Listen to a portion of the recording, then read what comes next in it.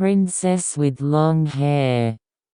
Once upon a time, a beautiful princess lived in a certain country. Her hair was very long, silky smooth, and attracted people around her. However, the princess had a difficult fate. One day, the princess is caught by an evil witch. The witch was jealous of the princess's beauty and locked her in the tower.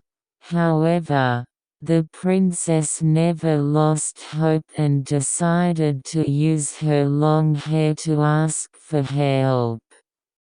The princess's hair was very strong, and she used that hair to descend outside the tower and ask the people around her for help. Many brave knights tried to help her, but the witch's power was so powerful that it didn't succeed. However, a young prince is attracted to the beauty and courage of the princess and decides to help her. The prince makes a clever plan and decides to confront the witch.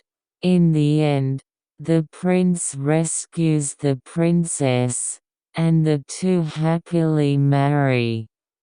At the end of the story, the princess regains her freedom and lives a happy life. Also, the witch will be punished for its evil and will never harm the princess again. Princess Hair Long is a beautiful story that teaches the importance of love, courage, and hope. It is popular with many people as one of the most heartwarming stories among the old stories in Japan.